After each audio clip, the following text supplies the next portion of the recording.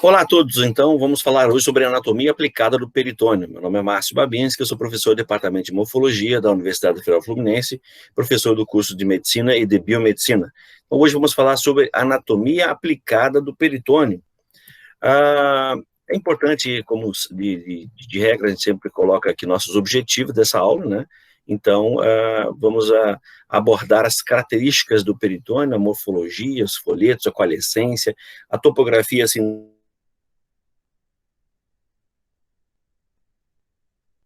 Vamos falar também sobre situações clínico-patológicas aplicadas à cirurgia, sempre baseado na anatomia. Então, essa aula ela requer um bom conhecimento, né, uma atenção especial à embriologia, porque se explica muito de peritônio pela embriologia.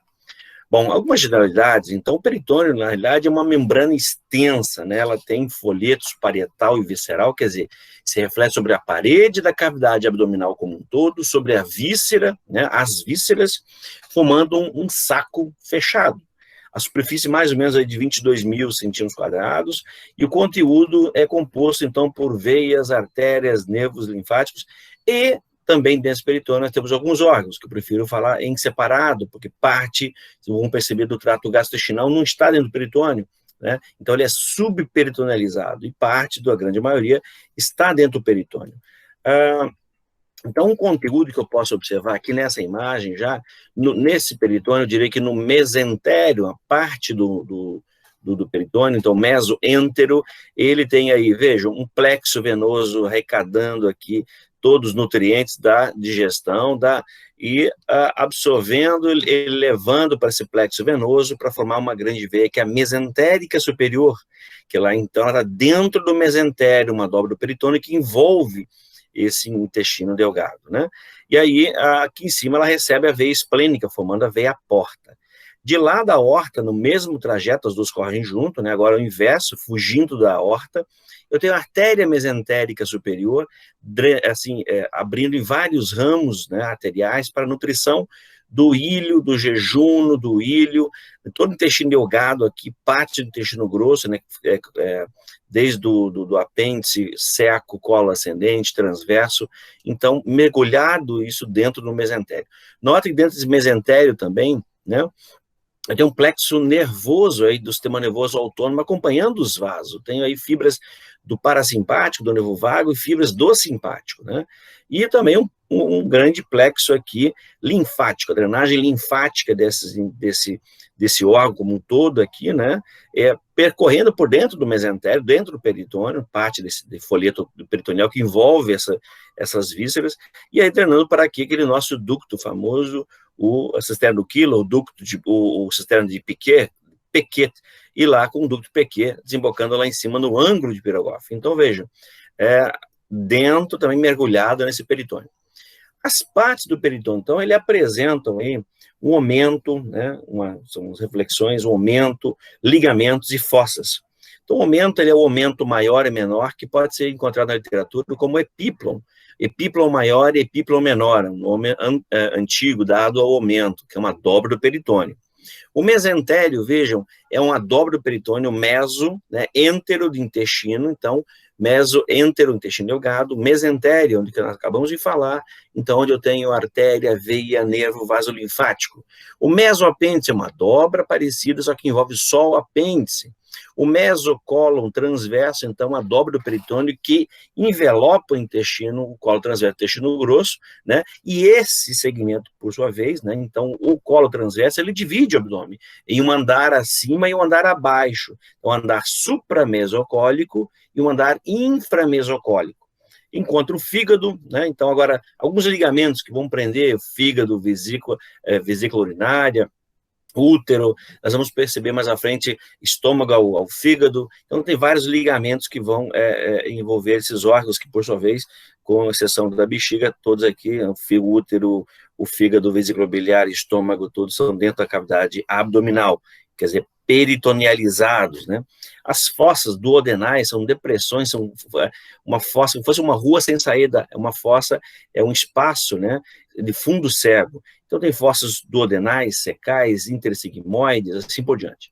Os folhetos, então, o folheto visceral, esse branco aqui que acompanha, eu estou marcando para vocês, o folheto visceral ele envolve a víscera, né, aqui criando esse aumento maior, envolve todas as vísceras, né, então ele está aderido, seria estudando a estratigrafia desse trato gastrointestinal, sempre tem, partindo do lúmen do trato, eu tenho uma mucosa, depois eu tenho uma submucosa, recobrindo isso, eu vou ter uma camada muscular, sempre uma camada circular, interna e externa, e vou ter a serosa. A serosa, que agora, nesses órgãos abdominais, que nós vamos abordar, é o peritônio visceral, é uma dobra, então, desse peritônio que envolveu essas vísceras, e aí, por sua vez, se fixa onde? Vamos dar essa volta aqui, se fixa a parede, então, recobrindo grandes vasos, né? Que são, então, estão fora do peritônio, estão atrás do peritônio, eu chamo de retroperitoneais. Então, esse peritônio parietal é aquele que se reflete sobre a parede, o nome já diz parietal, vem de parede.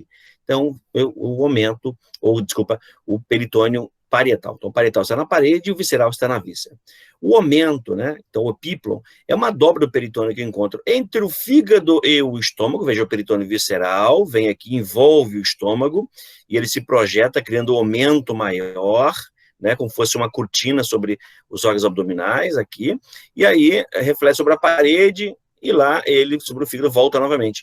Então, esse aumento é o aumento menor, que está entre, é uma dobra do peritônio, entre o estômago e o fígado, e o aumento maior é como se fosse, imaginem vocês, uma cortina saindo daqui desse folheto anterior e posterior do estômago, recobrindo todos os órgãos, nesse caso, o intestino como um todo, né, intestino delgado como um todo. Então, o aumento. Os mesos, como já falamos, então mesos são essas dobras do peritônio que envolve quem? Envolve as alças, não, prende as alças. Então, prendeu a alça aqui, eu tenho essas estruturas dupla face, que se prende à parede, isso é um meso, nesse caso aqui, mesoentero, o meso que envolve o intestino delgado, né? E o mesocólon, por exemplo, aqui o colo transverso, olha, ele envolveu o colo transverso, então mesocólon transverso, nesse caso. Fundo de saco, como falei para vocês, é uma região, por exemplo, como essa aqui, ó, olha só, uma depressão de fundo cego, né, como fosse uma rua sem saída, então um fundo de saco.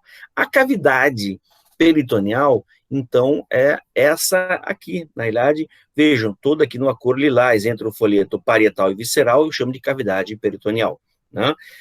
Órgãos são intraperitoneais, nós vamos abordar eles aí, os retroperitoneais, então, atrás do peritônio, e os subperitoneais, como no caso da bexiga, que ele está, é como se fosse não vou dizer reto, ele está abaixo, então ele é extraperitoneal, ou chamado de subperitoneal, tá? Então, no caso da pelve aqui.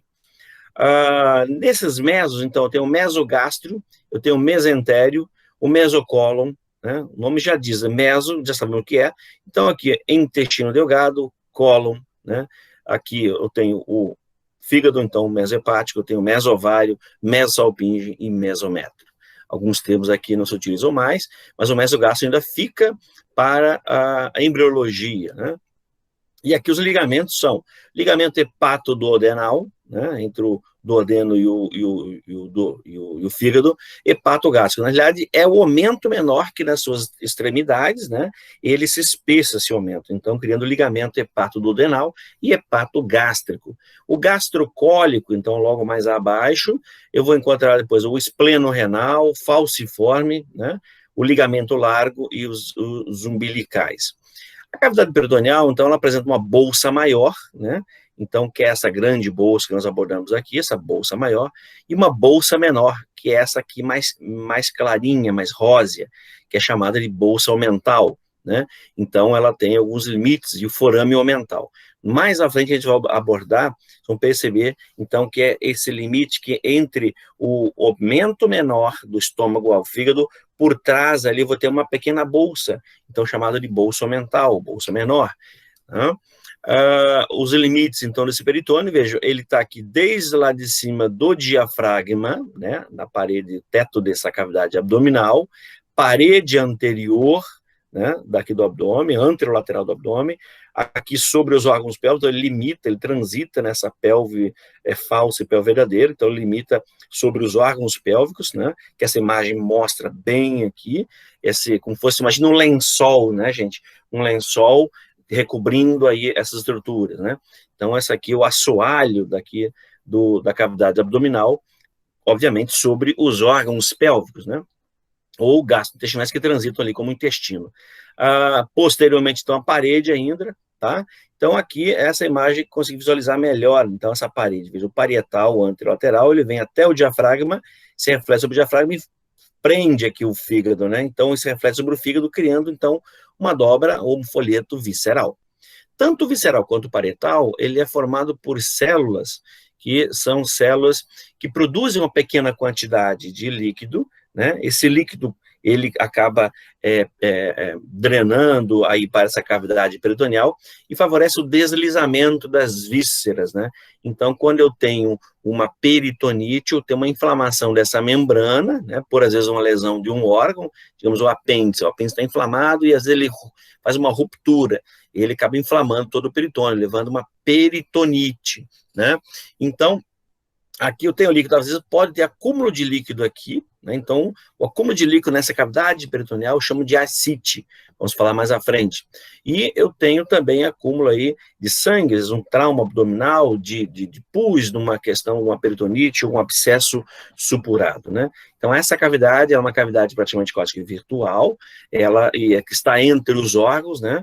E que estão peritonealizados, e aí se encontram, então, esses órgãos. Observando essa imagem aqui, então, sei que ela se reflete o peritônio até aqui o diafragma, em todas as suas duas cúpulas. Aqui, anteriormente, então, se eu estiver palpando o rebordo costal, eu sei que atrás da parede abdominal, aí a parte mais íntima, né, mais interna, será o peritônio parietal, de todo o abdômen, né, e aqui outros pontos, eu reparo na superfície que, se eu estiver palpando, obviamente que atrás dessa parede anterolateral do abdômen, tanto na região epigástrica, mesogástrica ou hipogástrica, ou dos flancos, eu tenho peritônio, né? Então, esse é o limite. Aqui um corte axial, nós podemos observar esse peritônio parietal, ele vem sobre a parede anterolateral, então, sai lá da pele, tela subcutânea, fáscia, aí eu tenho aqui os músculos anterolaterais do abdômen, como retos, oblíquo externo, interno e transverso, depois eu vou ter uma fáscia, né? E essa fáscia, ela é recoberta pela lâmina, então, parietal aqui do peritônio. E lá da parede anterolateral, parede posterior, chega aqui, ela, se reflete agora sobre uma alça, né? Sobre um órgão, ela acaba peritonalizando esse órgão. Então, isso aqui eu chamo de um meso.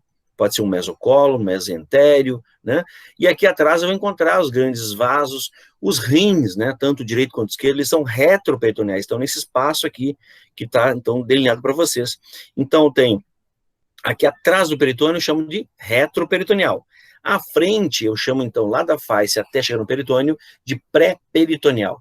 Então, esses espaços são invadidos numa cirurgia, num parto cesáreo, quando se faz a incisão de pele, tela subcutânea, chegou na camada muscular, e aí no espaço pré-peritoneal, peritônio, estou na cavidade peritoneal. Então, essa cavidade peritoneal, saco maior que nós mostramos aqui, né, que está aqui em uma cor mais lilás, e essa mais rosinha, então, é o saco menor, a bolsa omental. Os órgãos intraperitoneais, quem são eles? Então, parte do esôfago, a parte abdominal do esôfago, ela é intraperitoneal, né? Nós vimos lá o esôfago, que ele é envolto pelo peritônio, o estômago é todo peritonealizado, o duodeno somente a parte superior, a segunda e terceira parte são retroperitoneais, junto com o pâncreas, que é retroperitoneal, o jejum no ilho seco, então, quer dizer, todo o intestino delgado aí, o jejum no ilho, todo, eu diria que jejum no ilho, né? Porque o duodeno é somente uma parte. O seco, a primeira parte do intestino grosso, o apêndice vermiforme, o colo transverso. Aí, espera aí, mas cadê o colo ascendente? Aí o pátio lá do colo transverso e o sigmoide. Só o transverso e o sigmoide são peritonealizados, totalmente envolvidos, né? Os outros estão atrás, estão são subperitoneais, né? Ou extraperitoneais. Somente a parede anterior é recoberta de peritônio. Então, o colo ascendente e descendente não está aqui por isso. O fígado, a vesícula biliar, o baço, o corpo do útero, quando o peritônio se estende até a cavidade pélvica, então, ele acaba envolvendo o útero. Vamos a isso, dá o ligamento largo, né? O mesoalpíneo, o mesovário, então, porque o peritônio envolveu esses órgãos, peritonealizou. Então, esses são os órgãos, né? E quando eles são, então, intraperitoneais ou peritonealizados, ou extraperitonealizados, pode ser retro ou peritoneal. Então, aqui um exemplo, né, clássico, às vezes que pode ter uma ruptura aqui embaixo na tuba uterina, por exemplo, uma gravidez tubária, né, uma ruptura com sangramento aqui, e aí você tem um sangramento nessa região.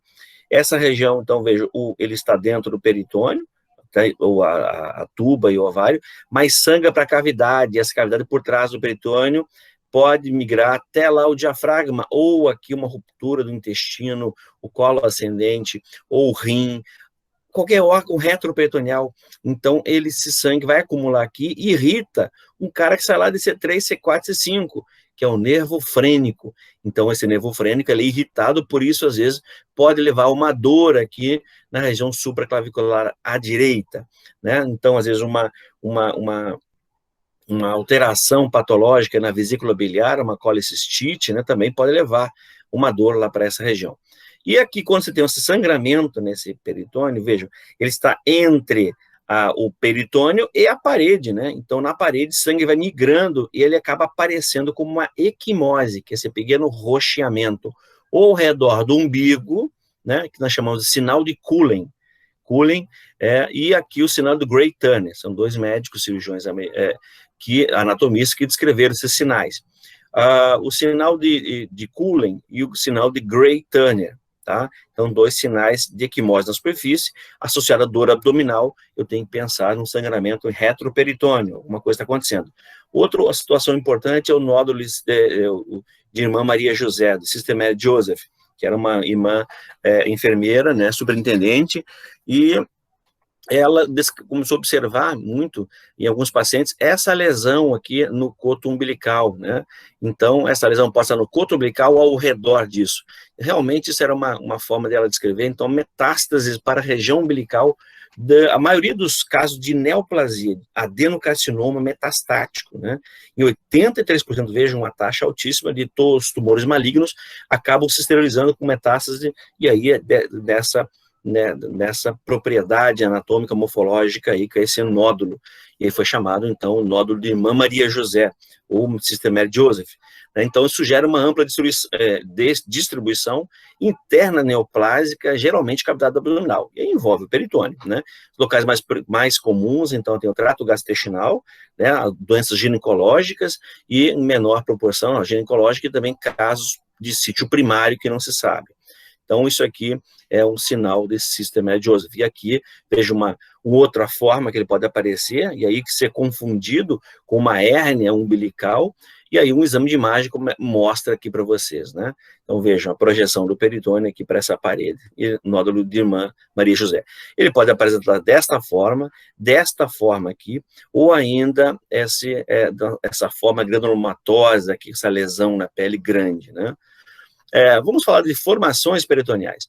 Então, aqui eu preciso desse corte do embrião, como falei no início da aula, a gente precisa relembrar um pouco da embriologia, né? Vejam aqui uma cavidade do embrião, cavidade abdominal, tem o peritônio parietal aqui, e ele se reflete sobre a parede anterior, lateral e posterior do abdômen, e aí ele vem e envelopa um tubo, né? Esse tubo primitivo aí. Então, formando uma pediculização. E aí eu me reporto a alguns desenhos do professor Bichat, que está no livro do Testi, e que poucos locais você encontra, praticamente não encontra. Esses desenhos são clássicos e mostram para a gente como fica fácil entender a disposição e essas formações e coalescências do peritônio. Então, aqui eu tenho um tubo, né, na cavidade abdominal, né, com várias células aqui envolvendo. Então, o peritônio parietal está aqui, e aqui 2 é a cavidade peritoneal. Então, observem que alguma coisa vai se desenvolver, esse número 3 aqui, um órgão está se desenvolvendo aqui, uma víscera, e que ele vai crescendo e vai o quê? Empurrando o peritônio, então vai empurrando esse peritônio, portanto, o peritônio fica aderido a ele, é o peritônio visceral, né? E aqui em C, ele já formado, acabou sendo desenvolvido aqui dentro desse envelopamento que ele empurrou, acabou criando aqui um pedículo, né, um meso, nós chamamos então aqui um meso, seja intestino ou mesentérico, intestino delgado, intestino grosso, mesocolo. Então, isso aqui, houve uma pediculização, essa organização. E aí eu tenho agora, então, o peritônio parietal que estava aqui, ele foi invadido por alguma coisa, foi empurrado, ele envelopou esse órgão, e aí com o órgão vem quem? Vem uma artéria, vem um nervo, vem veia, então linfático, tudo isso vem junto aqui, né? Por isso, um exemplo claro, isso aqui do intestino delgado, do mesentério, né?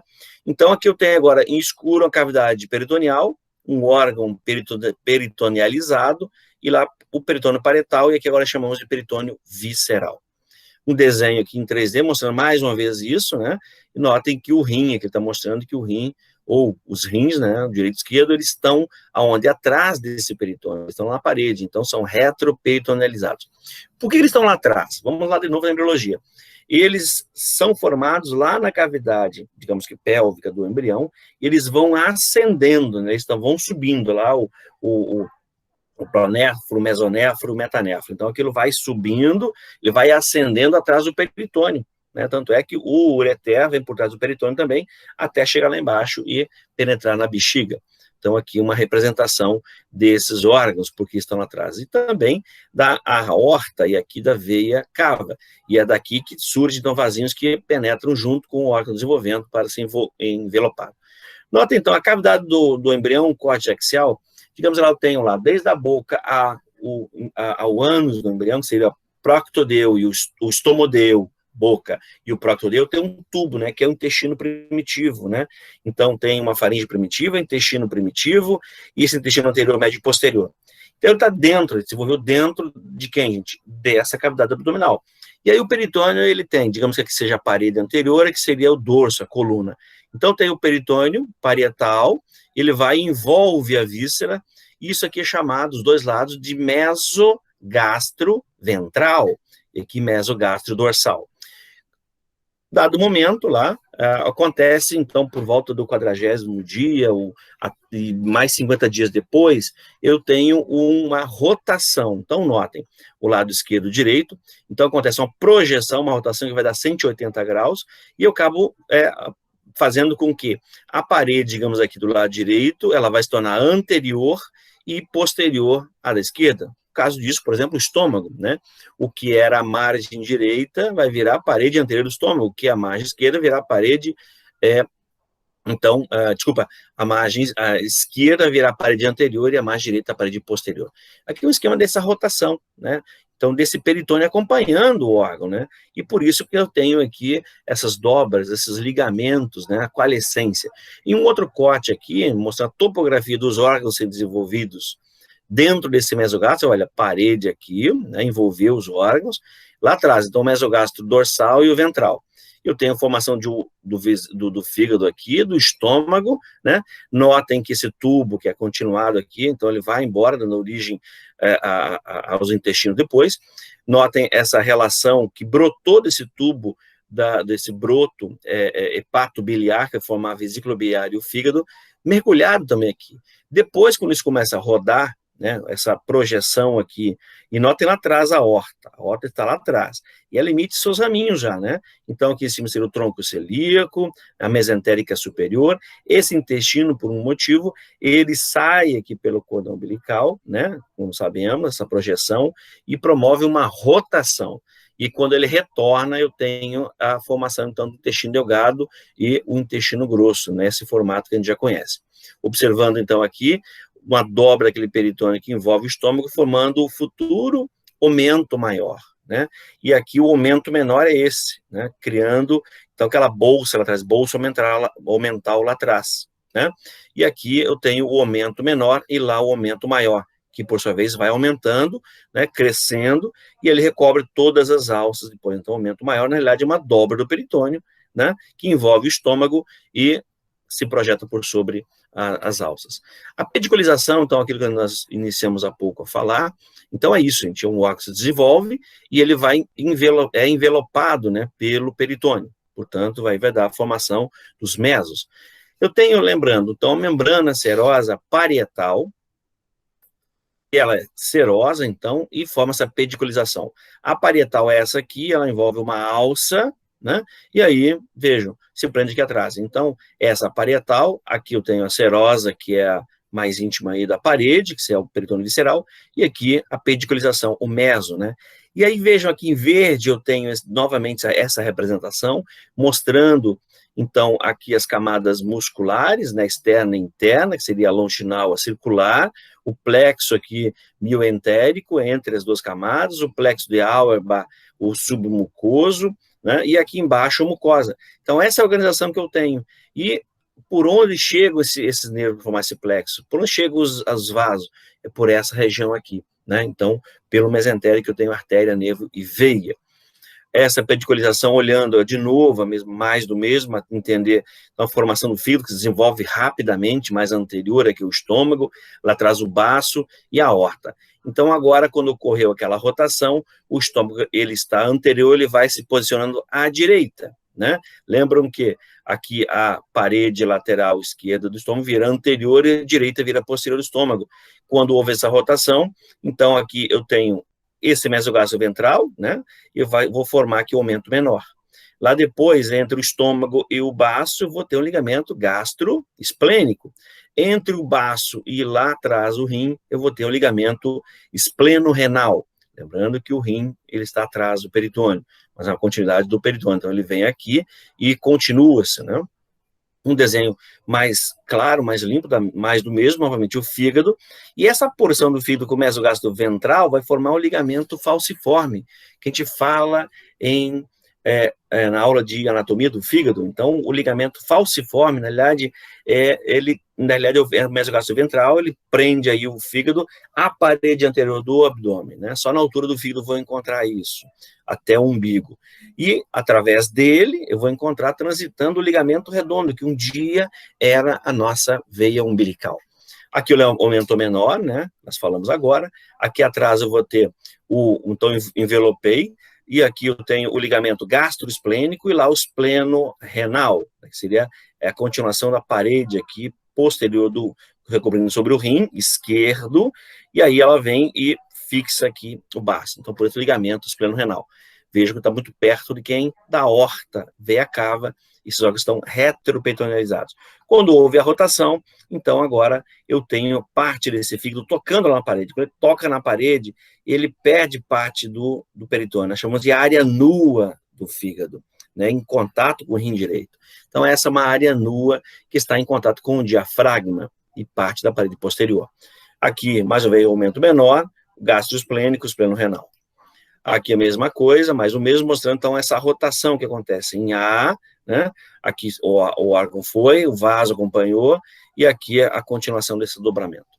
Então, alguns órgãos, como o colo ascendente, nós comentamos que não está dentro do peritônio, colo ascendente, colo descendente, então parte dele é coberto, né? Somente a parede anterior é um órgão que se desenvolveu, mas ele parou por aqui, né? Ele não foi totalmente envelopado, portanto, o peritônio parietal vem, recobre uma parede anterior dele, e ele fica aí. Então, esse é um esquema de órgão subperitonealizado, né? Então, também chamado de extraperitoneal, ele não está envolto, ok? Então, esse é um esquema desse órgão. Então, é isso aqui, o peritônio vem, recobre a parede anterior, e aqui atrás, desprovido de peritônio. E nós chamamos de goteira paracólica do lado direito e esquerdo. Então, vejam, aqui atrás eu vou encontrar já a gordura, né, da parede fáscia dessa parede abdominal. Olha aqui nesse esquema, então veja, o peritônio parietal vem, reflete sobre o colo ascendente, sobre a parede de novo, envelopa lá a alça do delgado, né, formando um mesentério, e aqui vem embora, e de novo do outro lado, então colo ascendente e descendente estão subperitonealizado, parte dele está envolto, né? Então, observe a ganha amarelo, toda a cavidade aqui peritoneal, né? Então, um órgão intraperitonealizado, nesse caso aí, o jejuno e o ilho, né? Colo transverso também. Aqui um exemplo disso, veja, olha só, o peritônio vem, parietal, reflete sobre aqui a flexora cólica e o início do colo transverso, né? E olha a parede posterior. No caso, por isso a flexora cólica à direita, flexora hepática, ele tem íntimo contato com quem? Com o rim aqui, né? Na realidade, com as lâminas anteriores da face legerota que envolve o rim. Então, aqui, eu tiver um trauma aqui no rim, sangramento aqui, eu posso descer por essa goteira paracólica e esse sangue vai até lá embaixo. Então, ele vai formar aquela equimose na parede, aquele sinal de Grey-Tanner, e o sangue pode descer lá para a cavidade abdominal, ou, às vezes, uma infecção pélvica ascender. Vamos ver depois, em algumas vaginoses isso pode acontecer. Então, o epíplo, o aumento, que é isso? Eu tenho dois órgãos desenvolvendo aqui, né? Por exemplo, eu tenho aqui o fígado e aqui o estômago, dando um exemplo, né? Então, duas vísceras. O peritônio veio envolveu uma, opa, ele estava envolvendo uma víscera, apareceu outra, então, como se fosse imagina aquelas linguiças, né? Aquele cordão da linguiça. Então, tem uma linguiça envelopada, aquela membrana prende aqui outra linguiça e assim por diante. Então, aqueles espaços de uma linguiça e outra, que mal expressando, funciona como fosse esse aumento aqui, aumento menor, ou aumento menor, e aí, obviamente, os vasos vão nutrir esses dois órgãos aqui, tá? Isso é um esquema, então, mais um dos esquemas do livro Testilatagia, tá? Então, a formação desse meso, aqui tem um meso e aqui tem um umbigo. Então, veja, esse aumento menor é isso aqui, né? Restou nisso, era um órgão se formando do lado de um tubo. Então, tem o aumento menor, esse espessamento aqui, nessa região do fígado, vesículo biliar até o duodeno, eu chamo de ligamento hepatoduodenal.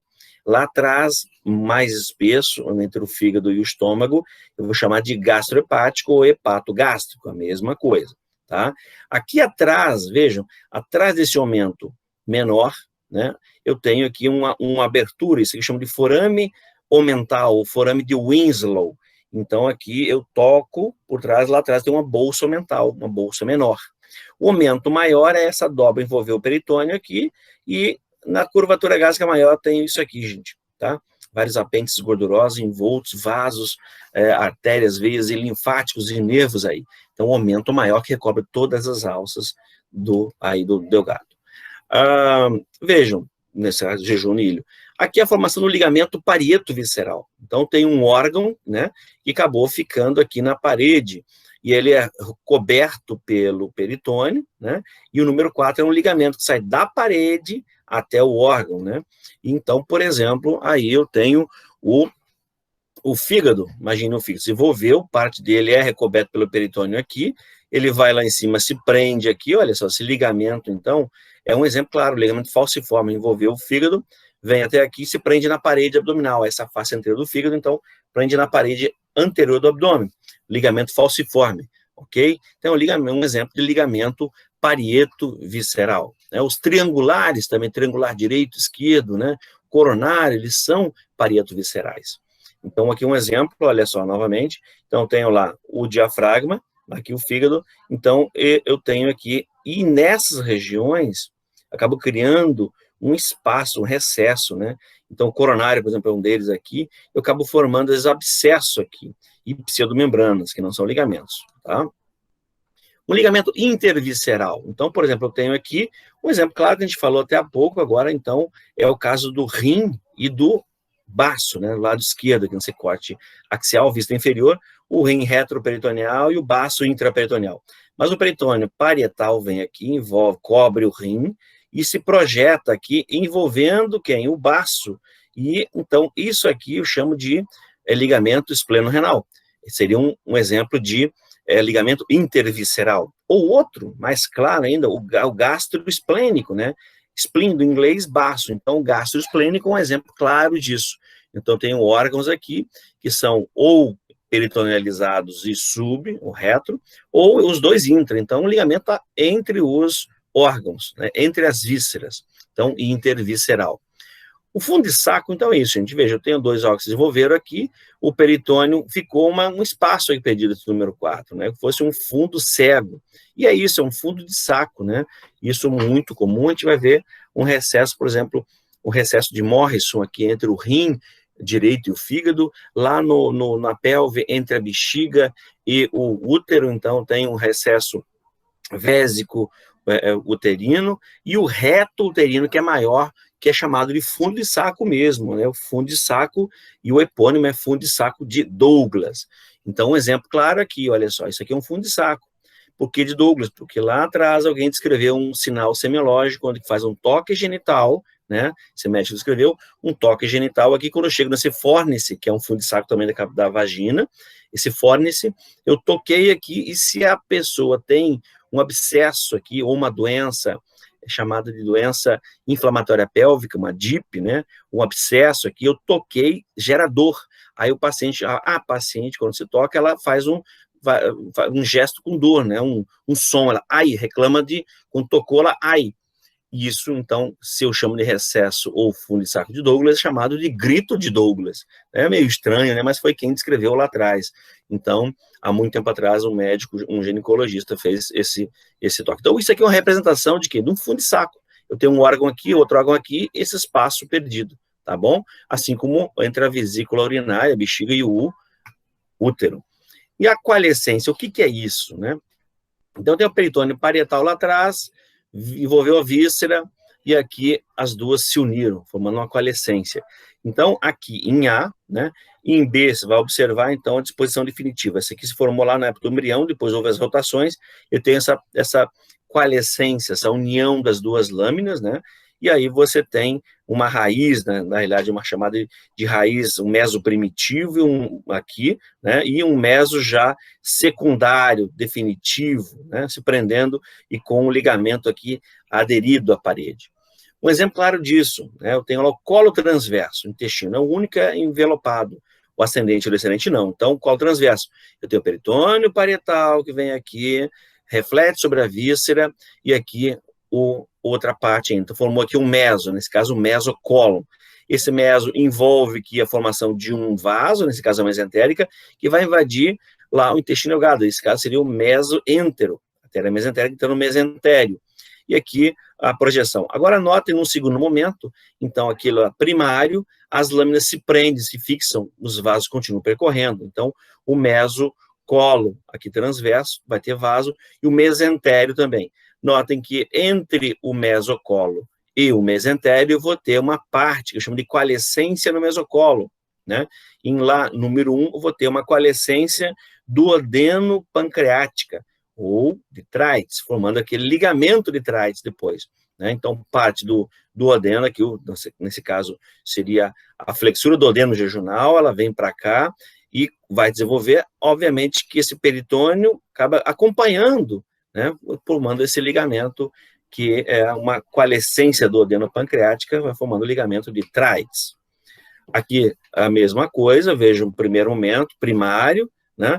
Notem que a lâmina que envolve o peritônio, que é essa bolsa mental, ela acaba fazendo uma aderência em 4 camadas, seriam 2 aqui mais 2 aqui, eu vou ter 4 camadas, eu tenho então um mesocólon transverso, né? Que é essa estrutura aqui, gente. Então, vejam, acima dele, eu vou ter aqui um andar supramesocólico, tem um fígado, vesícula biliar, estômago, então são órgãos que estão acima, né, o peritônio, o pâncreas, por mais que esteja atrás, são órgãos supra aqui mesocólicos. E o que está abaixo, então, um andar inframesocólico, esse é o mesocólon, já envolveu aqui o intestino grosso, o mesocólon está aqui. Então, aqui embaixo eu vou ter o jejuno e o ilho, então isso aqui é um andar ou espaço chamado de inframesocólico. E ocorreu isso, né, a fixação, olha só, o aumento menor também, junto com esse aumento menor, então as lâminas, então, do ligamento gastrocólico, e aqui atrás o mesocolo transverso. Então, o mesocolo transverso, na realidade, ele é uma continuação por sobre o colo transverso, o mesocolo, e aí se continua com um aumento maior, que é isso aqui, gente. Então, se eu cortar aqui, na altura do estômago, exatamente aqui, eu estou cortando aqui. Eu vou chegar onde? Um espaço atrás do estômago que eu chamo de bolsa mental, né, desse espaço. E aí eu vou ter uma membrana aqui, que faz a parede posterior dessa bolsa, que é o mesocolo transverso, que prende na raiz do pâncreas. Observando aqui nessa imagem, olha aqui o pâncreas, olha essa dobra aqui, né? Isso aqui é o mesocolo transverso. Olha, ele envolveu o colo transverso, e aí se prende nessa raiz aqui na parede posterior. Por isso que, nesse caso, aqui nessa imagem, o pâncreas, observem, ele é retroperitoneal, né? E aqui já invadindo esse mesentério, então a artéria mesentérica. Nota que da horta lá que está atrás do peritônio, lá retroperitoneal, ela emite raminhas que invadem o peritônio, né?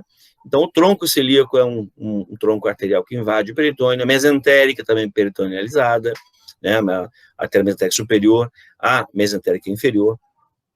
Observando a parede abdominal, aqui está sem peritônio, tem a face transversal. Aqui eu tenho o peritônio parietal.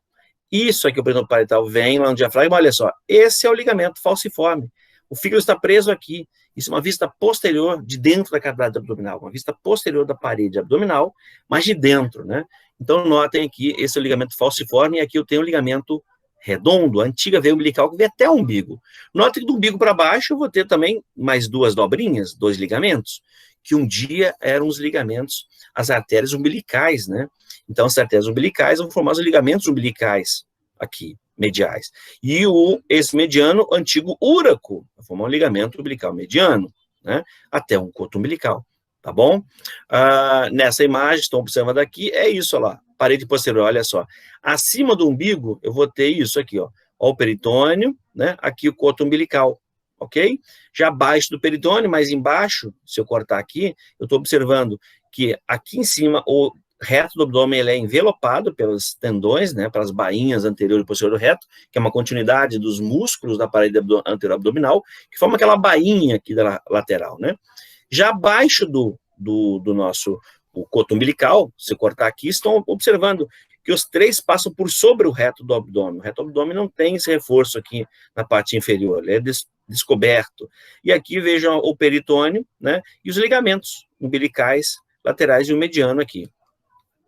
Nesse mesmo corte, aqui é uma parede abdominal, eu abri a parede, por exemplo, tem uma ideia. Olha, ligamentos umbilicais aqui, né, que são esses três, né? Notem que o peritônio é essa membrana que está aqui, né? Abaixo deles, essa membrana, essa linha marrom aqui, seria isso aqui, gente, o peritônio parietal. Notem que entre o peritônio e a parede vão percorrer vasinhos, né, que são as epigástricas, para nutrir e drenar o reto do abdômen.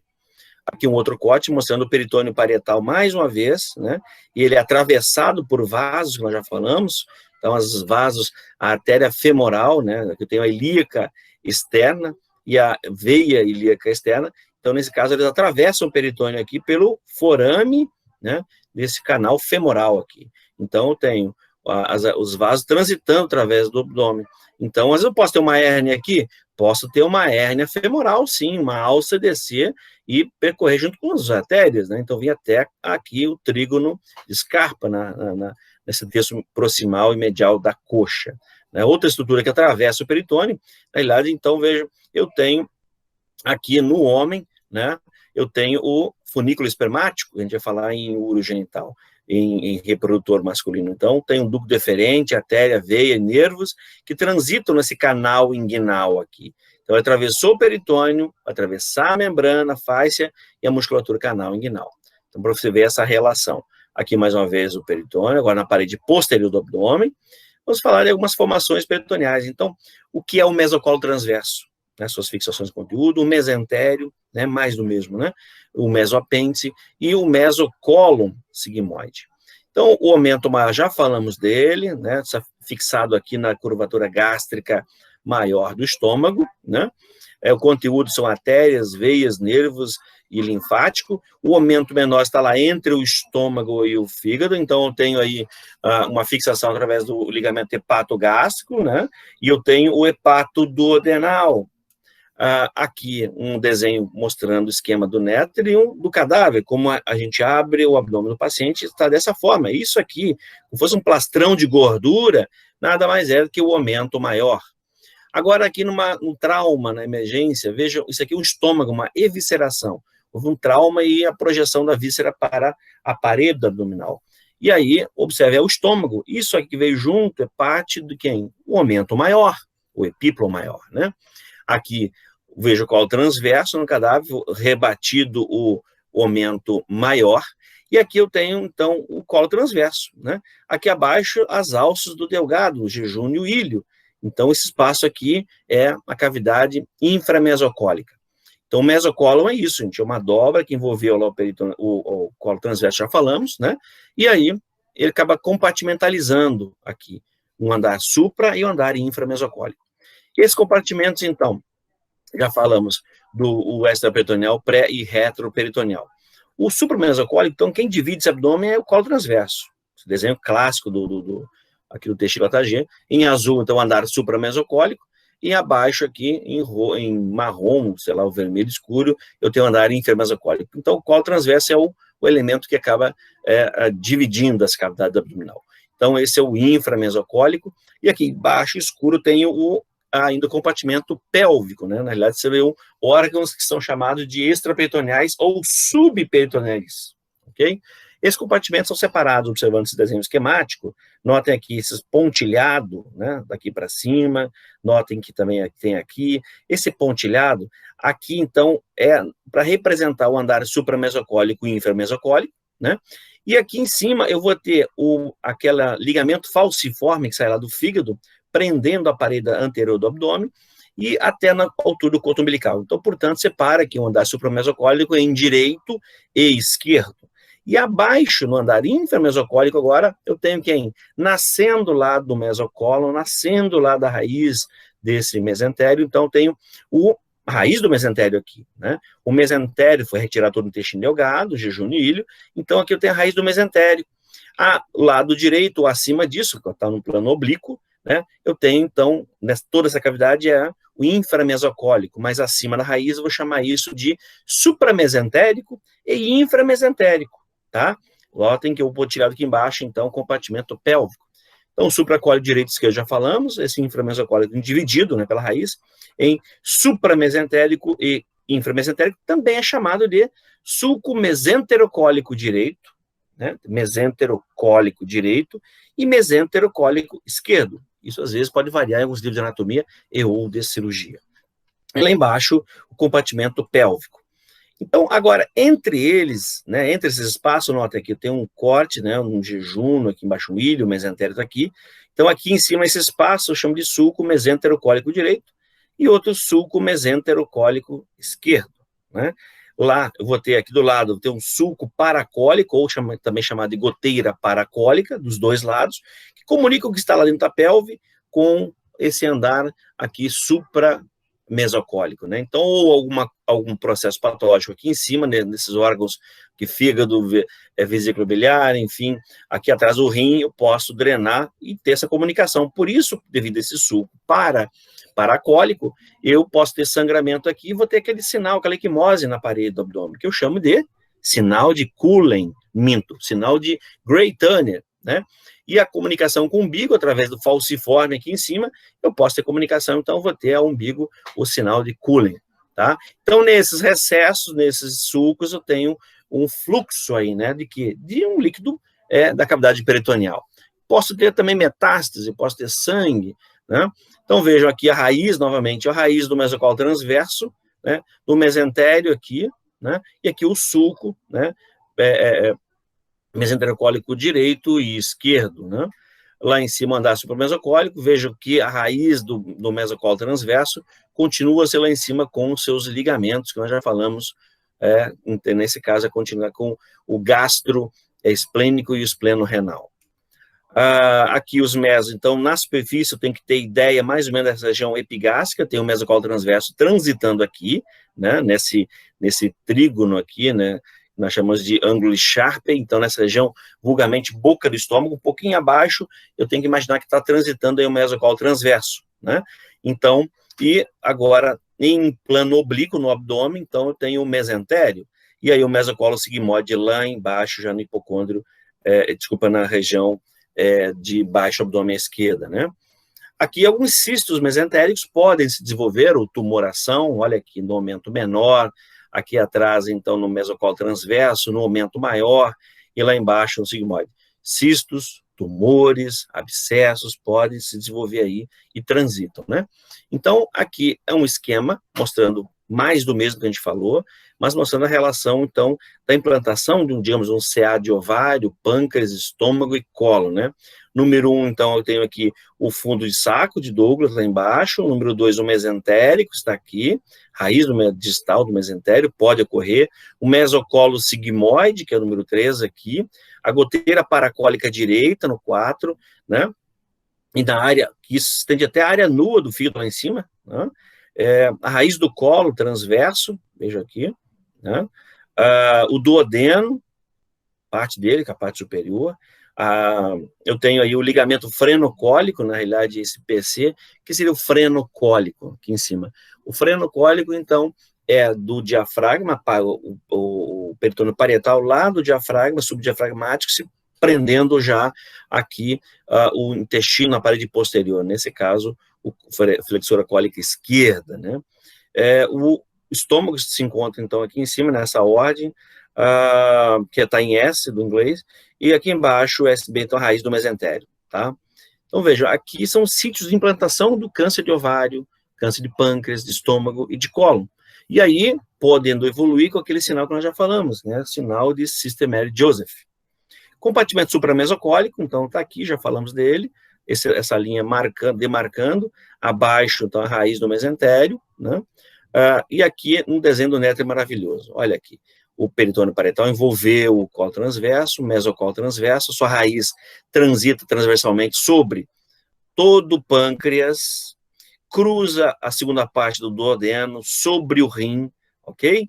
Então, essa raiz do mesocólon transverso.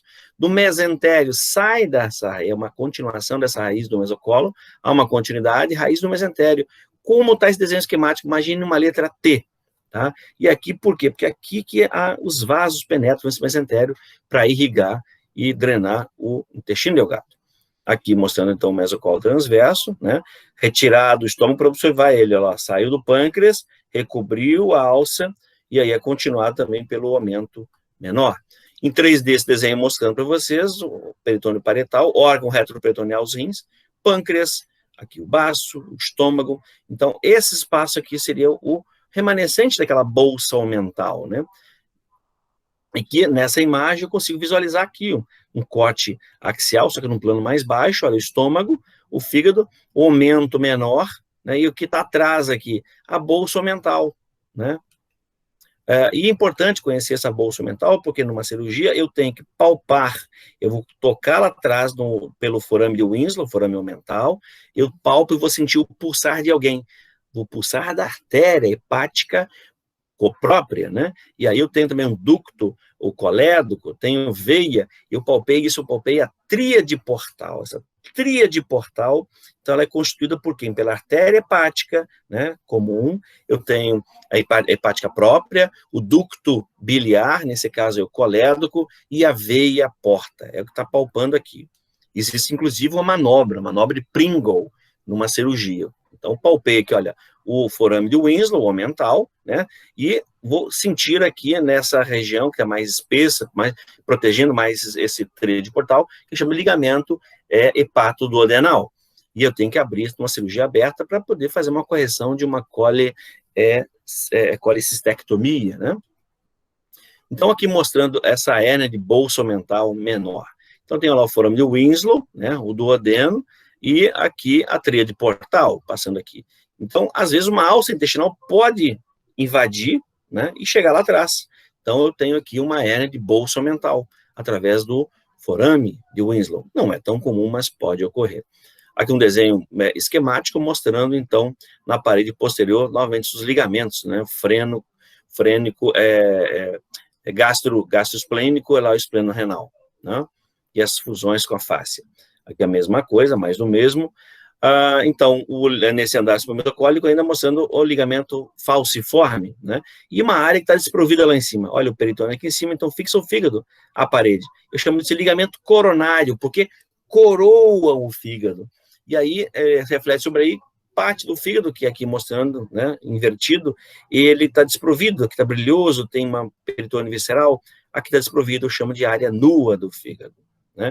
Aqui nas extremidades, então, triangular, ligamento triangular esquerdo, triangular direito, são essas projeções, né? E coronário é isso, coroa o fígado. Então, aqui está o fígado, imagine, a parede abdominal, ele fosse uma página do livro, retirado para mostrar a área nua, então, onde ele tem contato direto com a cava inferior e, obviamente, onde as veias hepáticas drenam para essa cava, depois que o fluxo de sangue que veio dos intestinos passa pelo fígado, houve a digestão, microdigestão, né, metabólica, e esse sangue vai para a cava e seguir até o coração. Novamente, a área nua. Então, o peritônio aqui, gente. Olha só, o ligamento coronário é peritônio, né? Coronário, aqui o triangular direito, lá o esquerdo, aqui o falciforme, né? Então, essa região é uma região em que o fígado está em íntimo contato, é desprovida, né, essa mais clara aqui, a área nua, ok? Então, é essa área aqui, ó, área nua do fígado. Essas projeções são aqueles recessos, né? Eu tenho um recesso ou uma escavação, que é um furo de saco, aqui eu chamo de subhepático, e lá suprahepático. Observe aqui novamente, sub e suprahepático, né?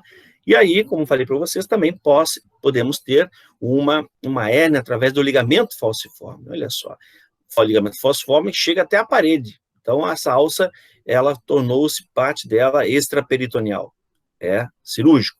E temos aí a síndrome de Fitz-Hugh-Curtis. O que seria isso? Então, como o único o ser humano, né, são as mulheres, elas têm contato do meio externo com a cavidade peritoneal, através de quê? Então, o ósseo da vagina, canal vaginal, endocérvix, endométrio, dentro do útero, tubas uterinas. Essa tuba uterina, então, ela tem contato com os ovários. Então, um micro-organismo patogênico, por exemplo, uma vaginose, uma doença aí, uma infecciosa, né?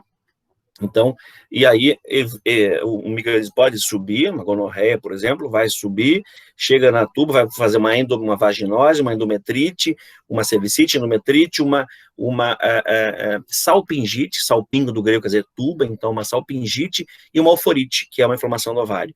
Por sua vez, abscesso ovariano. Então, tem secreção agora na cavidade peritoneal. Essa cavidade peritoneal, como eu falei aqui, é livre, se comunica, né? Então, comunica com o fígado lá em cima. Então, essa perihepatite gonocócica, né, processo inflamatório, infeccioso, intraabdominal, adjacente ao fígado. Olhem aqui, gente. Então, aquele fígado encorda aqui, lembrando um pão, né, se coloca manteiga em 2 fatias de pão e aí fica lá grudento. Então, tem uma perihepatite com essas cordas aqui prendendo, então, o peritônio inflamado aqui. Então, isso é uma síndrome de Fitz-Hugh-Curtis, que envolve uma vaginose levando uma perihepatite gonocócica. Aqui um exemplo clássico, um desenho esquemático, que eu fiz para vocês entenderem. Então, eu tenho aqui uma infecção, olha, o micro-organismo ascendendo, chegou no endométrio, na tuba uterina, e vai chegar até onde? Até o ovário, formando aí um abscesso tubo-ovariano, chega na mesalpinge, mesovário, isso cresce, então chegando à cavidade abdominal. E leva a dores pélvicas, uma doença inflamatória pélvica. E aí é a natureza infecciosa, tem que se investigar, fazer exame e tratamento intra-hospitalar. Mais uma vez chegou na tuba, então caiu aqui no peritônio, olha só o útero peritonealizado na pelve, ascendeu, né? E aí, mais uma vez o esqueminha, ascendeu e vai chegar no peritônio. E aqui eu tenho um exame de imagem mostrando, olha aqui aquela, nós chamamos de goteira paracólica, né? Uma disseminação através dessa goteira. Aqui uma perihepatite já ao redor desse fígado, com algumas aderências nessa outra imagem aqui, né? E às vezes formando até um abscesso nessa região, tá? Com pseudomembranas aí também nessa região. Observando aqui no fundo de saco, na realidade aqui chama de recesso de Morrison, né? E metástase, agora é uma outra história, tem metástase aí que podem lá do gastrointestinal por meio do peritônio chegar até essa região. Aqui um exemplo de uma metástase peritoneal aí na superfície do fígado, né? A bolsa de Morrison dá aquele espaço lá no hipocôndrio direito, entre o fígado e o rim, olha o rim aqui, o fígado, então esse espaço aqui, bolsa ou recesso hepato-renal, também chamado de Morrison. Aqui assim, eu estou abaixo do diafragma e acima do fígado, então tem aquele espaço subfrênico também chamado suprahepático, né, aquele recesso, e eu posso ter acúmulo de líquido com gás, olha só, esse escuro aqui é gás, então eu tenho aqui uma coleção de pus e gás, como já mostrado anteriormente, então tenho lesão, sangramento, tanto micro-organismo patogênico como sangramento, infecção, pode transitar nessa região aqui de goteira paracólica, né, irritando quem? Esse cara aqui está debaixo do diafragma, que é o frênico, né? E ele está em íntimo contato com quem que aqui o recobre? O peritônio. Então, a peritonite irrita o frênico, aí você tem aquela dor aqui na região supraclavicular direita, no ombro, não somente sangramento, mas às vezes uma colicistite também. Então, vejam, através de quem ela T5 a T9, né? Eu tenho aí nervos, vão chegar nessa região aqui, na região celíaca, né? E T7 a T10. Observe aqui, se eu tenho, então, uma região, uma peritonite, uma inflamação por essa região aqui, epigástrica, eu tenho uma dor através de T5, T9, que fica somente aonde? Na região epigástrica e no dorso aqui.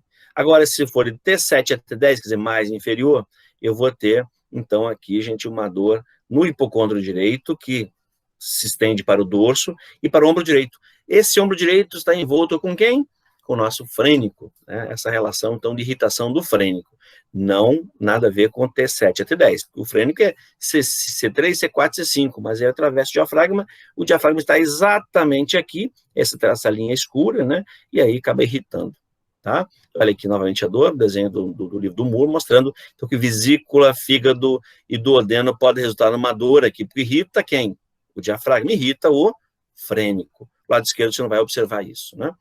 Agora, o acúmulo de líquido nesse espaço que está aqui cinza, esse acúmulo de líquido nós chamamos, então, nesse espaço no peritônio, de ascite, né? A ascite, então, é líquido. Isso acontece por conta de uma hipertensão portal, por exemplo. O fígado tem uma hipertensão por algum motivo, ou cirrose, ou um câncer, né? Um adenocarcinoma. E aí comprime quem? Comprime a veia cava. Comprime a veia porta. E todas essas veias que contribuem para formar a porta, elas estão nesse mesentério, né? E aí, quando você tem uma pressão, é igual ao trânsito, se você fez um bloqueio lá na frente, um bloqueio policial, o que acontece? Vai congestionar o trânsito todinho atrás. Congestiona, então, essas veias, sistema porta. Se eu congestionei, a tendência, às vezes, acontece, aumenta a pressão intravascular, né? E aí há uma distensão dos vasos, e aí saída de líquido para o meio, né, extravascular. Também por uma outra situação. Então, esses pacientes têm uma hipoproteinemia, diminuição de proteína, né? E aí, o que acontece? Eu aumento a pressão hidrostática, diminuo a oncótica, o que vai acontecer? Líquido para esse terceiro espaço. Nesse terceiro espaço no abdômen aqui, vou chamar então de líquido, que eu chamo de ascite, tá? Então, ascite, isso tem que ser drenado, né? Olha aqui, ó. Então, às vezes, até faz uma dilatação do coto umbilical, que é uma hérnia inguinal, e existe um sinal, que a gente chama de sinal do piparote, onde coloca-se a mão de um profissional aqui, o médico palpa aqui, desse outro lado ele dá uma pequenas percussões, e vai perceber se tem uma onda líquida que bate até a outra mão. Então, percussão aqui, uma onda líquida que vem para cá, tá? Então, sinal do piparote. Os locais de paracentese são, geralmente, o que é paracentese? Então, vou fazer uma punção para drenar esse líquido. Eu tenho que tirar esse líquido da cavidade abdominal. Veja a pressão abdominal do doente. É muito grande, dificulta até a respiração. Então, eu faço em uma dessas regiões aqui, ó. Sempre, então, nos flancos, né? Pode também fazer abaixo aqui. Mas, geralmente, nos flancos é feito essa drenagem, essa paracentese. Aqui uma efusão hemorrágica, mostrando, então, parte do peritônio por essa efusão foi aqui destruída, né, acúmulo de líquido aqui nesse espaço, né, esse recesso subfrênico. Aqui, o aumento maior, às vezes, é utilizado em cirurgia, num trauma, né, uma ruptura do fígado, então pega o aumento aqui, coloca na lesão e sutura ele como fosse uma compressa, ele foi comprimindo, é utilizado na cirurgia. Esse compartimento inframesocólico, estamos na reta final da nossa aula, então mostrando aqui para vocês esses dois espaços, né? Então seria esse aqui, que eu chamo de supramesentérico, né, ou recesso sulco para mesenterocólico direito, e aqui o esquerdo, né? No meio, então, tem a raiz do mesentério. Você pode dobrar o mesentério para um lado, para o outro, para abordar uma região do abdômen. Então, nessa cavidade aí do mesentério, está aqui. Notem que aqui o colo ascendente, então, ele é parte dele é peritonealizado, ele é né? O colo ascendente e descendente. Notem que já o sigmoide aqui foi retirado, ele é todo envolvido. Então, eu tenho um meso aqui, eu chamo de mesosigmoide, né? Então, o todo sigmoide, ele é o que? Móvel aí, assim como o colo transverso.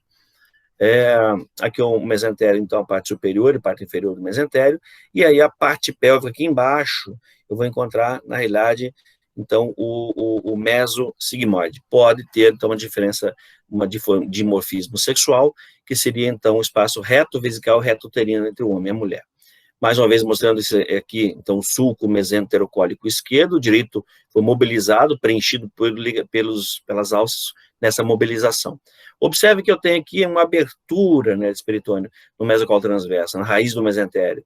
Então, eu tenho aqui uma abertura e logo acima tenho a fixação dessa flexura duodeno-jejunal pelo ligamento de Treitz, né? Então, que é uma continuidade dos pilares do diafragma. Notem aqui, então, que eu tenho uma abertura, e isso vai encontrar importância em algumas hérnias, né?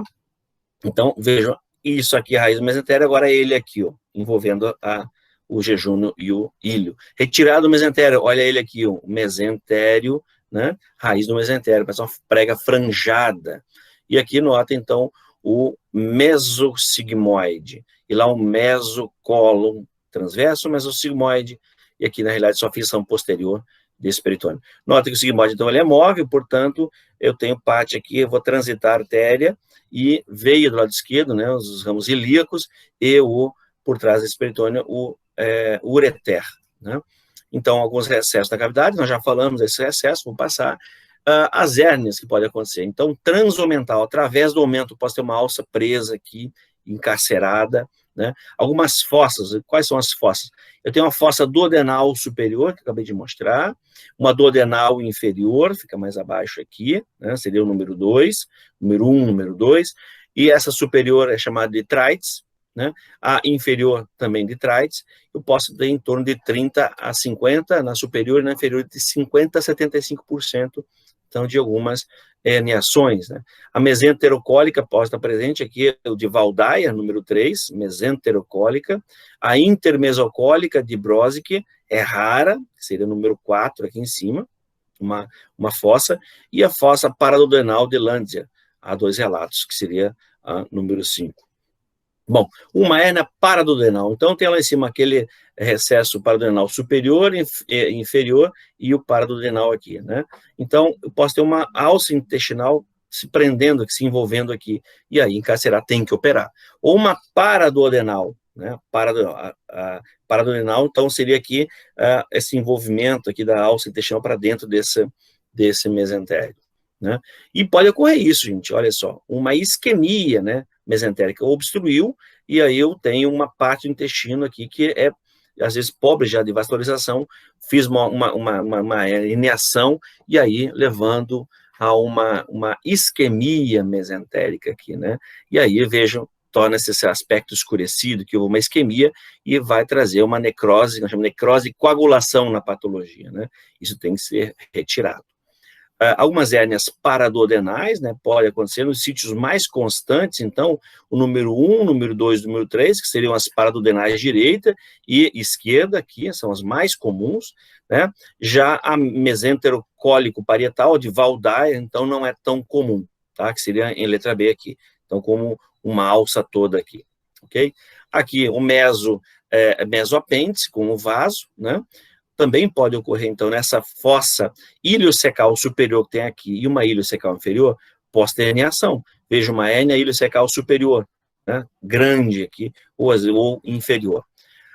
Aqui o peritônio mostrando na pelve, então parte já aqui do reto, né, o sigmoide tem um mesosigmoide, já o reto e o canal, então eles estão atrás do peritônio, portanto, sub- ou extraperitonealizados, né. Então, veja, o peritônio vem aqui na parede, olha lá, recobre aqui a alça, recobre a alça anterior e a parte posterior em contato com a parede pélvica posterior. Lembrando que o mesosigmoide aqui, mais ou menos, se eu traçar uma linha imaginária do ponto mais alto dele até o colo descendente, exatamente a metade, a distância de 6 centímetros, eu tenho que entender que exatamente, se eu fletir ali, é o ponto de entrada do ureter. Então, em umas cirurgias que podem ocorrer, que são as cirurgias de colostomia, eu tenho que tomar cuidado para não romper cirurgicamente o ureter, tá? Essa é uma relação importante. Hérnia transmesentérica, através do mesocolo sigmoide, posso ter uma hérnia também, né?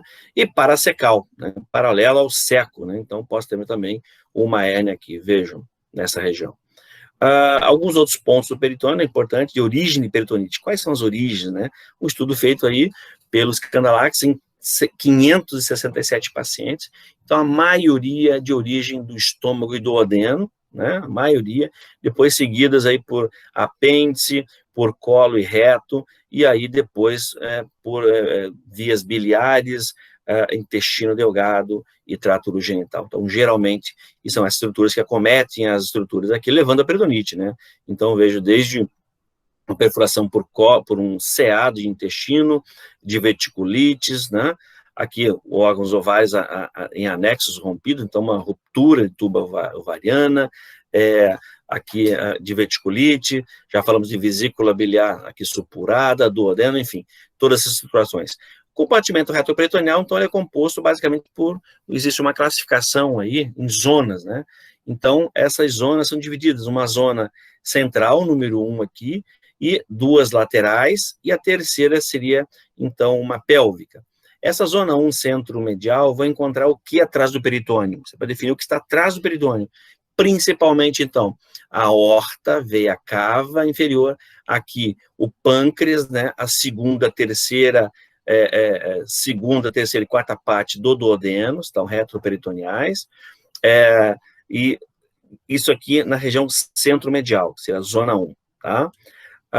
Na zona 2, então, vou encontrar aqui o diafragma, também tem o diafragma zona 1, que é aqui em cima, o diafragma nos 2 lados, então são lateralizadas. Eu vou encontrar as cristas ilíacas, são os limites, então superior aqui, o limite inferior. Eu vou encontrar o músculo psoas, e o conteúdo ainda dos rins, né, direito e esquerdo, seus vasos, os ureteres que transitam aqui nessa região, e o cólon ascendente, colo descendente, as goteiras paracólicas. Esse é uma zona 2 do retroperitônio, né? Com um corte axial, observando, então, a zona centro-medial é essa, e as zonas laterais são essas aqui. Basicamente, então, retroperitônio tem os grandes vasos aqui, né? Os rins do outro lado. E isso já é o suficiente para alguns traumas e sangramento para essa região. Mais uma vez aqui, mostrando, então, agora a zona pélvica, número 3, que eu vou encontrar lá. Então, anteriormente, eu tenho o espaço de Retzius, né, a parede, eu vou encontrar posteriormente, o sacro, os ossos, né, da pelve, na parede lateral, e o conteúdo, então, interno. Eu tenho aí as paredes pélvicas, eu vou encontrar também, então, colo reto sigmoide, nessa região aqui, os vasos ilíacos e órgãos urogenitais parcialmente. Aqui mostrando parte desse retroperitônio, veja o rim, né, um espaço que envolve, e aqui essa região toda pontilhada, que é uma região chamada de retroperitoneal, podendo ter um espaço pararenal anterior e posterior. Um corte axial, consigo visualizar mais uma vez, olha aqui o rim direito e o rim esquerdo, os vasos e o pâncreas, são aqui a flexura do duodeno jejunal e o duodeno. Então, aqui seria a segunda parte, a terceira está aqui, a quarta está aqui. Estão retroperitoneais, estão muito íntimas aqui, abraçando o pâncreas. Às vezes, então, uma ruptura, um acúmulo de secreção aqui, o fluido nessa região vai ser drenado para aquela região paracólica, um sangramento, ou massa, olha aqui a goteira paracólica, né? Por isso, mais uma vez essa imagem, mostrando o sinal de Gray-Turner, né, o sinal de Cullen. O espaço subperitoneal, então, eu tenho aqui um ínfero anterior, né, chamado de Retzius, o retropúbico, e o ínfero medial de pélvico subperitoneal. Então, vamos a eles. Então, esse espaço no homem aqui, eu chamo de Retzius, que é esse aqui. Na mulher, vou chamar o fundo de saco aqui, que é o de Douglas, e o recesso vésico-uterino, lá seria o reto-uterino, né? Observem que, então, que a bexiga, próstata são órgãos tão extraperitoneais, assim como vesícula urinária. O útero é parcialmente recoberto, né? Como nós falamos no início da aula. E aqui mostrando, então, essas projeções em azul, mostrando a cavidade peritoneal, lá envolvendo ainda o sigmoide e o reto, já agora a parte dele inferior desprovida, né? Somente envolto por fáscia endopélvica. Essa imagem, uma vista superior, observando então uma pelve feminina, o peritônio aqui parietal, recobrindo vesícula urinária, os ligamentos, os vasos, ligamento redondo dos 2 lados, aqui tuba uterina, os ovários, que são intraperitoneais, lá o ligamento largo, né, dos 2 lados, que é o ligamento largo aqui, que envolve, nesse caso, a tuba uterina, é o mesosalpinge, e que envolve o ovário, o meso-ovário, né? Já lá embaixo, observe que só aqui o peritônio recobre a parede anterior do intestino, grosso, né, o reto, já a parede posterior, ela é desprovida, então ela é subperitonealizado, já o inverso do flexura cólica, a flexura sigmoide. Observando o colo descendente e o ascendente, como eles estão, parcialmente recobertos. Então, nessa fase final, falamos das lâminas de Ombredani. Ombredani, então, descreveu um espaço pré-vesical. O que é o pré-vesical? Ele é anterior, então, à vesícula urinária. Tá? Esse espaço pré-vesical. Eu tenho o retrovesical, que seria o número 2 em amarelo aqui. O látero retal, tá? Ao lado do reto aqui, né? Seria o número 4, essa região aqui, o látero retal. E o retroretal. Látero retal, aqui lateralmente. Aqui, esse é o pré-retal, não havia comentado, e aqui o retroretal. Vejam, pré-retro, né, vesical, e aí, em relação ao reto, tem o lateral reto, anterior e posterior reto. São essas projeções aqui. que acabam criando, então o peritônio vem até essa região aqui, logo eu vou ter agora alguns espaços envoltos, né, por quem? Por fáscias, né, são as fáscias, por a fáscia retal, fáscia pré-sacral, cria um espaço pré-sacral, ou seria o retroretal, né, e abaixo do assoalho aqui, então envolvendo já o músculo levantador do ânus, eu tenho um outro espaço, espaço pós-anal profundo, e abaixo agora do ligamento encontrado anococcígeo, eu vou encontrar, e até a região aqui do perianal, eu vou encontrar um espaço pós-anal, né? Ou seria a parte da região perianal.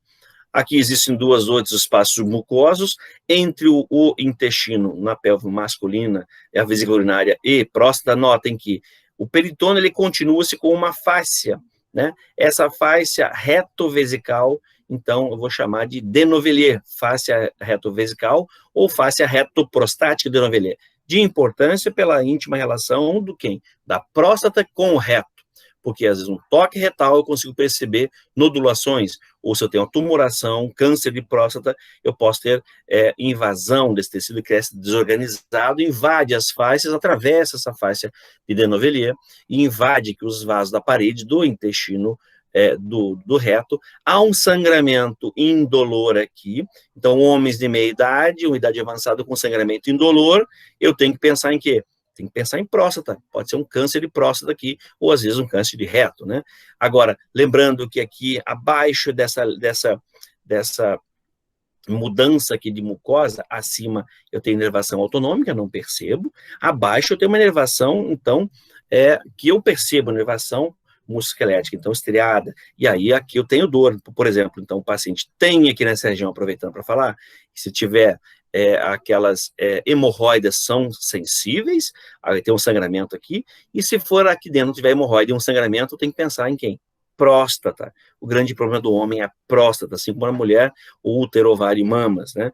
Então, esse espaço, voltando a falar aqui, é a continuação do peritônio, então eu chamo de fáscia retovesical de Denevelier, que cria aquele espaço pré-retal que eu falei anteriormente. E à frente da fáscia vai ter um espaço retrovesical, que é esse aqui, tá? O retroprostático aqui embaixo, retrovesical, retroprostático embaixo. Esse é o espaço retovesical. E lá a fáscia continua-se com esse de retius. Então, às vezes um trauma, né, que é comum, às vezes um trauma de bacia, fraturou aqui, fez um open book, o cara pode ter um sangramento nessa região, e sangue migra por esses espaços, chegando até a região do peritônio, então o sangue chega na bolsa testicular e no pênis, ficando aquele arroxeado, nós chamamos de sinal de Destot.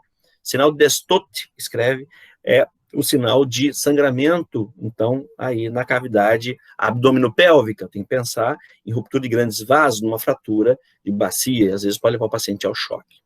Sinal de Destot. Mas aqui uma vez, mostrando então o peritônio, recobrindo, e lá aqui as fáscias, né? As fáscias do pélvico recobrindo a musculatura. Aqui algumas últimas detalhes sobre fossas, né? Ainda formações retroperitoneais agora na pelve. Então, em A, aqui, nesse espaço, eu chamo então de fossa supravesical, né? Onde pode ter uma boca de hérnia aqui.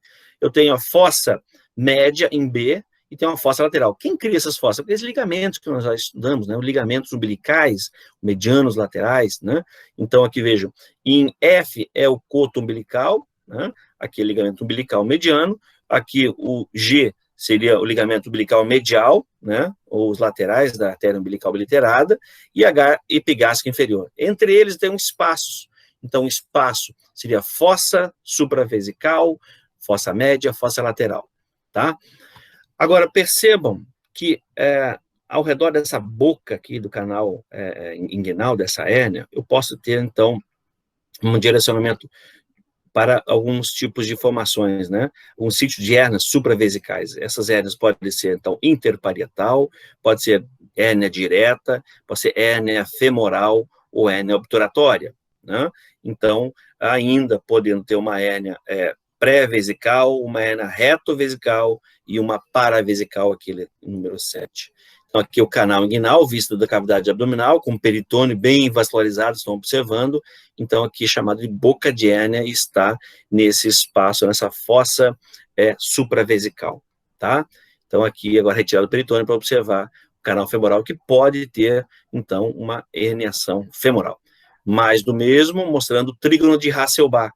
Então, o peritônio aqui recobrindo, e é fácil essa visualização. Então, eu tenho os vasos, aqui são os epigástricos, que eu consigo visualizar aqui, né? Eu tenho aqui o ligamento inguinal, o músculo reto abdômen, isso forma um trígono de Hasselbalch, né? Esse trígono, e aí eu posso ter uma hérnia inguinal direta aí. Aqui são as fossas desse peritônio que nós acabamos de falar, né? E a formação de hérnia supravesical. Olha aqui uma vesical anterior, supravesical anterior, e uma posterior ou retovesical. Tá? Aqui uma hérnia supravesical, mais uma vez, mostrando os caminhos do trajeto e podendo chegar até lá embaixo, daquele espaço retovesical, né? Então, uma hérnia retovesical. E aí o trajeto, né, dessa bolsa vésico para baixo aí. E uma posterior, o trajeto, então, da retrovesical, né, caminho verdadeiro, né, número 1. Número 2, ela pode ser uma retrovesical, né, caminhos falsos, e ainda bolsa retovesical. Aqui, a supravesical com uma invaginação anterior para dentro da bexiga, né, projetando para dentro da bexiga. Né. Aqui, mostrando mais do mesmo, do peritônio, mais uma vez aqui o peritônio se projetando para essa região, né, formando aquela hérnia, então, retovesical, verdadeira, tornando-se palpável na superfície, né? Era paralelo aqui, ou mais anterior ao ósteo do ânus, ou ânus, tá bom? Então, é aquela continuação. Estou mostrando, então, a pelve feminina, né, a vista superior, e aqui essas relações, então, recesso reto-uterino, aqui o fundo de saco de Douglas, né, observando, então, agora o peritônio cobrindo aqui o ligamento redondo, a tuba, e lá o ovário, que são intraperitoneais. Vejam, aqui nesse desenho esquemático, mostra o peritônio parietal, envolvendo aqui o ovário, isso aqui o mesovário. Isso aqui envolvendo a tuba uterina é o mesosalpinge, né, que envolve a tuba, ok? Então, fácil de entender. O peritônio parietal vem e reflete sobre o ovário, prendendo então, o ligamento aqui, mesovário, tuba uterina, mesosalpinge, onde transitam os vasos, né? E aqui recobrindo o útero como um todo agora. Então, foi feito um corte aqui para você poder ter essa visão, mas cobrindo o útero em uma vista anterior, você consegue entender. Então, fosse um lençol cobrindo aqui esse peritônio, prende lateralmente. Isso aqui é o ligamento largo, tá? Então, ou mesométrio, também chamado ligamento largo, tá? Que é o ligamento redondo. Aqui uma vista superior desse ligamento largo, olha aqui, envolveu agora a tuba, aqui eu vou chamar de mesosalpinge, mesovário aqui, e lateralmente o ligamento largo, e aqui o útero sacro. Nessa imagem anterior, só para mostrar que se eu colocar uma sonda e injetar um contraste, mostra-se que nessa região aqui eu tenho um extravasamento do contraste para a cavidade pélvica, isso mostrando que a cavidade abdominopélvica, então peritoneal, ela tem um contato com o meio exterior, e aqui mostrando que tem uma obstrução, está fechado, né? Pode ter um abscesso aqui. Agora aqui não, aqui o líquido, o normal é isso. Quando você tem isso aqui dilatado, eu tenho uma salpingite, ou um abscesso ovariano aqui, tá? Mais do mesmo, esse compartimento extraperitoneal, né, bexiga, já falamos, próstata, né? E aí é importante falar ainda do conduto peritônio vaginal em crianças, é muito comum, então o canal de Nuck, uma vez que os testículos são formados na cavidade abdominal, eles acabam por se projetar, tracionados por um ligamento aqui, que é o ligamento o gubernáculo, traciona empurrando aqui o peritônio, né? Então forma uma túnica vaginal, e aí esse canal chamado de peritônio vaginal, ou conduto peritônio vaginal, ou de Nuck. Por isso, às vezes, eu tenho, às vezes, o testículo preso num canal, que é uma criptorquia, criptorquidismo, que é nesse caso. E aí, ou eu posso ter o testículo descer, ou às vezes uma alça intestinal descer. Então, uma hérnia inguinal na criança, isso pode acontecer. Então, tá aqui o testículo vai migrando, atravessa o canal inguinal e se fixa lá embaixo. Isso é o normal dele. E ele acaba empurrando aqui quem? Empurrando o processo vaginal, que é uma dobra, é o peritônio, na realidade, que vem para cá e o envolve. E aqui eu estou mostrando, então, uma hérnia inguinal à direita, vejam. Aqui, olha o testículo, e aqui uma alça, parte disso, né? Então, quando vai migrar, o testículo pode empurrar o peritônio e formar uma hérnia, então, aí, inguinal indireta. Na criança, é hérnia inguinal indireta. Então, hérnia inguinal indireta na infância, hérnia inguinal direta, mais comum no adulto. A mulher não faz hérnia inguinal por quê? Porque não vai ter um testículo migrando para a cavidade, né? Para esse canal inguinal. Só tem um ligamento redondo que fixa onde? Um homólogo da bolsa testicular, que são os grandes lábios. Então, vai formar ali, se fixa o ligamento redondo do útero, se fixa, e aí algumas mulheres, quando tem uma gestação, Então, o útero cresce, ele distende, traciona, e algumas mulheres reclamam, alguns gestantes, de dor no monte pub, né?